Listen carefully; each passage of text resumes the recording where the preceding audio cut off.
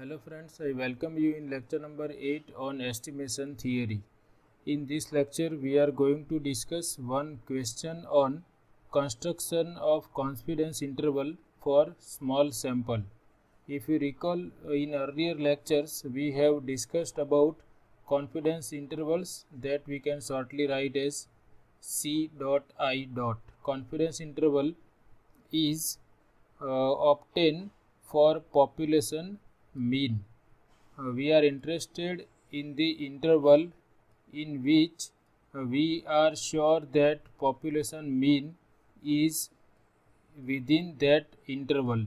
So we will be given confidence level that we denote by 1 minus alpha, and we will be given a sample whose sample mean and sample standard deviation is given if our sample size is less than 30, that is in the case of small sample.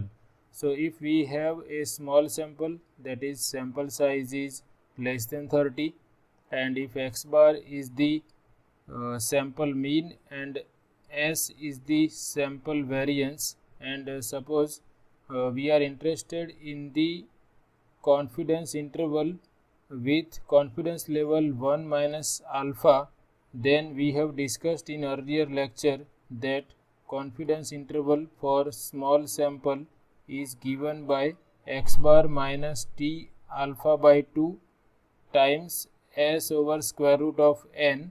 This is the lower limit for confidence interval, and upper limit is x bar plus t alpha by 2 s divided by square root of n. Here 1 minus alpha is called confidence level and alpha is called level of significance. So we will be given either confidence level or level of significance that we will use here, and we know that if we are taking a sample of size less than 30, that is if our sample is of small size from normal population, then we are using t distribution. So this t alpha by 2 is the critical value of t that we can decide from t distribution table. So with this in mind, we try to construct confidence interval for given sample here, and this question was asked in GTU Summer 2024 exam. First we understand what is given. The heights of 10 males of a given locality are found to be 175, 168. So these are the heights of 10 males from some locality, and based on this sample we have to decide or find the 95% confidence limits for the heights of males in that locality. So here our population is we are interested in the characteristic which is height. So all the males in the locality is our population, and out of that population they have taken a random sample of heights of 10 males. So our sample size here is n equal to 10, and we are given the values of heights of 10 males here.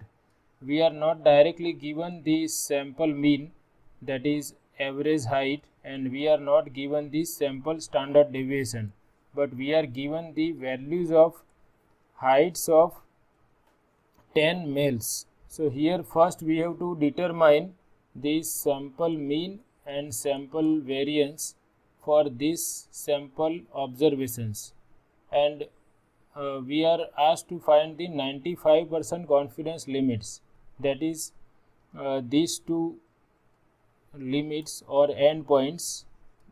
This is confidence interval, and these two endpoints of this interval are called confidence limits. So in short, we have to find out confidence interval, or we are asked to find out endpoints of confidence interval. So what we have to decide? We have to decide x bar, this sample variance, and t alpha by 2, that is critical value of t.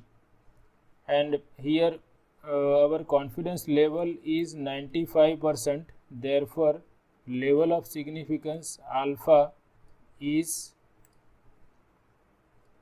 this is 95%, therefore we can write 1 minus alpha equal to 0.95 and hence alpha is 0.05. And here we are given the table value, and because we have t distribution, degrees of freedom will be n minus 1, that is 10 minus 1 equal to 9. So we are given the table value, that critical value, this value is given t alpha by 2. If you recall, we have discussed in earlier lectures that if we have a small sample, but that small sample is taken from normal population, then we have t distribution here, and suppose this point is denoted by t alpha by 2, then because of symmetry of t distribution curve, this point is minus t alpha by 2, and this is confidence level which is 95%, or we can say that 1 minus alpha is 0.95. So this area in both the tails, total of area in both the tails is 0.05 and half of that is 0.025. So this is alpha by 2. Alpha is 0.05. So from the table we can determine this value t alpha by 2. If this area is alpha by 2, that means probability that t is to the right side of t alpha by 2 is alpha by 2. So in the t distribution table, we will look for this critical value at n minus 1, that is 9 degrees of freedom, and alpha by 2 equal to 0.025, or we can say that 2.5%, because we are considering two tails here. For one tail area is 2.5%, for both the tails total area is 5%.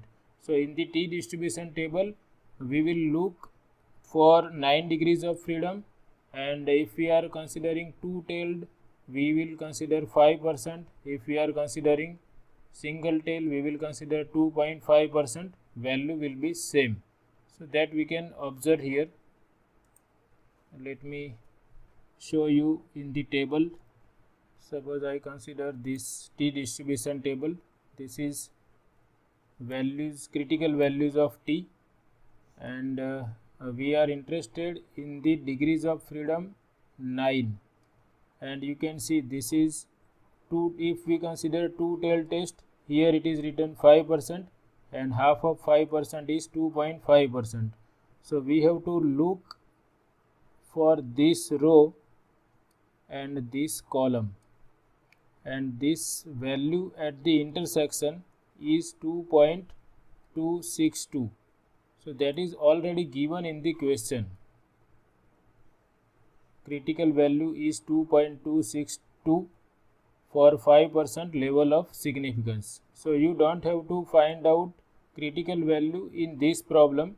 I am just showing you, in the case if table value is not given, then you can use t distribution table and you can decide what is t alpha by 2 here.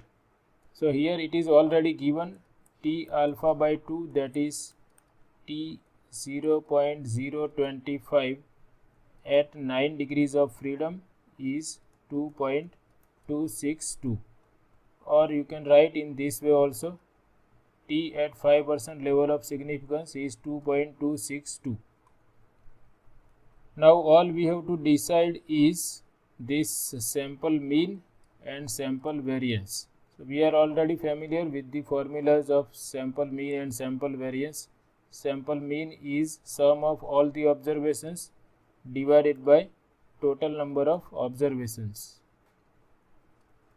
and sample variance is given by sigma square of deviations of mean from each x value divided by n minus 1. Here we will write n minus 1 because we are calculating sample variance, and standard deviation will be equal to square root of sample variance. So that I have written here systematically. First we write that sample size is 10, which is less than 30, and to use t distribution we have to assume that the population distribution is normal. That is, the population from which we are considering a sample, that population follows normal distribution. It is not given in the question. So if our population does not follow normal distribution, then we cannot use this formula. To find out this confidence interval, we have to make sure that the distribution of population follows normal distribution. So under that assumption, if sample size is less than 30 and if our population distribution is normal, then this is the formula for confidence interval. So here they have not given that assumption, therefore we are assuming that population distribution is normal. Now n is less than 30, so with 1 minus alpha into 100% confidence level, the confidence interval for small sample is given by this formula. Now here it is given that confidence level is 95%, that means 1 minus alpha into 100% is 95%. So therefore 1 minus alpha is 0.95 and hence alpha is 0.05 and therefore alpha by 2 is 0.025. Also degrees of freedom for t distribution is given by sample size minus 1, that is sample size is 10, so we have 9 here. Critical value of t, as I discussed, is 2.262 for 0.025 and 9 degrees of freedom. So again I repeat, we are interested in the critical value of t at 9 degrees of freedom, and if we consider two-tailed, we have 5%, that is alpha, and alpha by 2 is 2.5%. So at the intersection we have this value 2.262, and that is already given in the question, so you don't have to use t distribution table. But sometimes they are not providing table value, so in that case you must be familiar that how we can find out critical value of t. Now we find out sample mean and sample variance. So for that I have made this table, so you can see, just a minute. Here I have written values of x, then I require x minus x bar for each value of x to calculate this sample variance, and then I require square of these deviations. These are called deviations of x values from sample mean. So I have written all the x values here, and their sum is 1650. So sample mean is sum of all the x values divided by n, that is 165.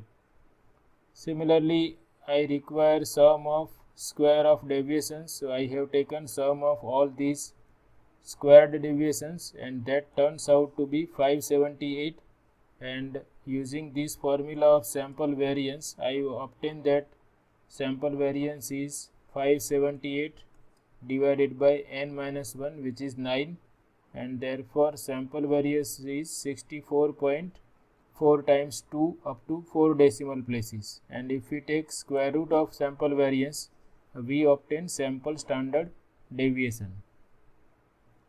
And you can see in this formula of confidence interval we will require this quantity that we will subtract from sample mean and we will add in sample mean. So first I have calculated this value. Now I am having all the values here, t alpha by 2, that is t 0.025, which is 2.262. Sample standard deviation is 8.0139, square root of sample size, which is 10, and I find this value as 5.7323. And then I find out endpoints of confidence interval, which are called confidence levels. So x bar minus this, which is x bar is 165, and this value we have calculated. So this is one endpoint of confidence interval. And similarly, if we add this quantity to sample mean, this is another endpoint of confidence interval, and these two endpoints are known as confidence limits for population mean. So what we have obtained, that our population mean lies in this interval. Using this analysis, we are 95% sure that population mean, that is average height of all the males in the given locality, is in between these two limits. That is the aim of this estimation theory. What we have done, we have taken a sample of size n equal to 10 from the population of all males, and we are interested in the average height of all the males in that locality. So we first find out sample height or sample mean or average height of all the 10 males. Then we find out sample standard deviation, and we find that population mean, that is average height of all the males, is in between these two limits. So that is the main idea behind this estimation theory, and that we are doing with 95% confidence. We are 95% sure that average height of all the males in the given locality is in between these two values. So sometimes they ask you to decide the confidence limits or confidence intervals for a given sample. So you have to decide whether your sample size is large or small, because if sample size is large, instead of using t distribution, we will use normal distribution here. Here sample size is small, therefore we have used t distribution. So this is all about this session. I hope you like it. Thanks for watching.